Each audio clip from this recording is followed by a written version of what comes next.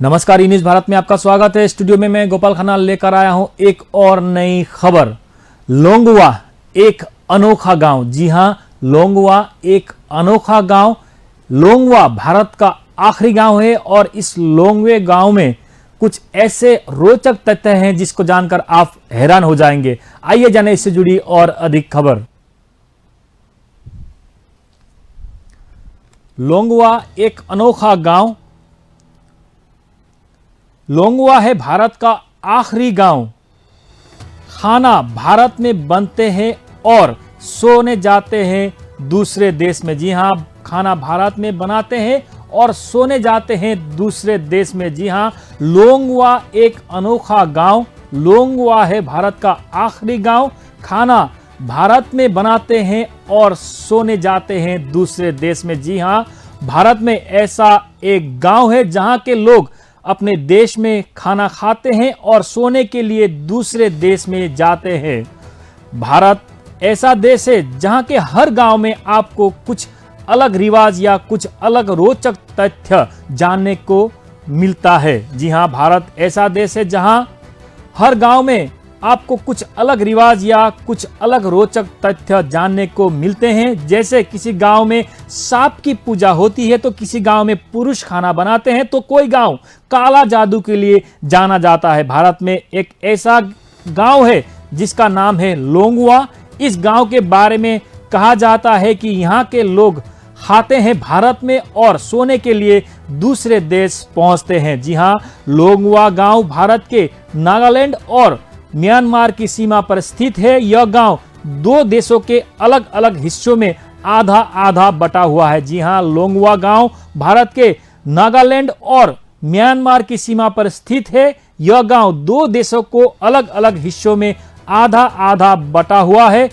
यह गांव नागालैंड के मोन जिले में बसा हुआ है जो देश के आखिरी गांव के नाम से भी जाना जाता है। जी हां, नागालैंड के मोन जिले में बसा हुआ है ये लोंगवा गांव जो देश के आखिरी गांव के नाम से भी जाना जाता है। गांव का एक हिस्सा भारत के नागालैंड में है तो दूसरा म्यांमार में है।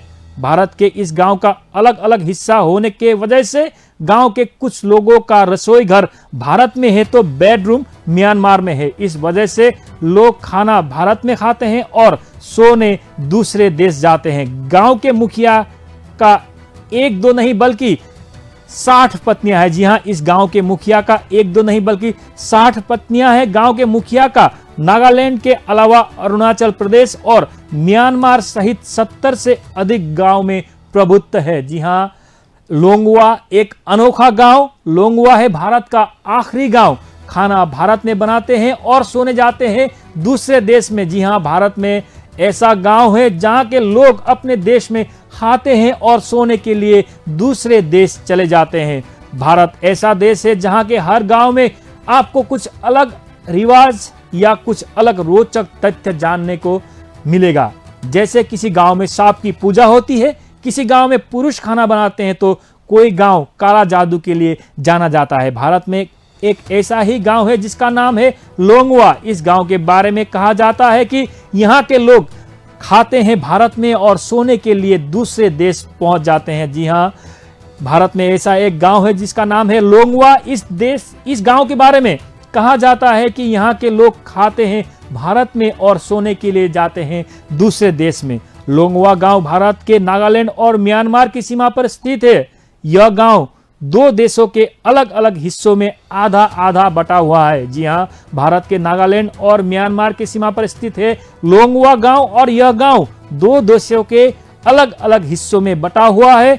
यह गांव नागालैंड के मोन जिले में बसा हुआ है जो देश के आखिरी गांव के नाम से भी जाना जाता है। जी हां, लोंगवा गांव नागालैंड के मोन जिले में बसा हुआ है जो देश के आखिरी गांव के नाम से भी जाना जाता है। गांव का एक हिस्सा भारत के नागालैंड में है तो दूसरा म्यांमार में है। भारत के इस गांव का अलग अलग हिस्सा होने के वजह से गांव के कुछ लोगों का रसोई घर भारत में है तो बेडरूम म्यांमार में है। जी हां, गांव का एक हिस्सा भारत के नागालैंड में है तो दूसरा म्यांमार में है। भारत के इस गांव का अलग अलग हिस्सा होने के वजह से गांव के कुछ लोगों का रसोई घर भारत में है तो बेडरूम म्यांमार में है। इस वजह से लोग खाना भारत में खाते हैं और सोने दूसरे देश चले जाते हैं। गांव के मुखिया का एक दो नहीं बल्कि 60 पत्नियां हैं। गांव के मुखिया का नागालैंड के अलावा अरुणाचल प्रदेश और म्यांमार सहित 70 से अधिक गांव में प्रभुत्व है। जी हां, भारत में ऐसा एक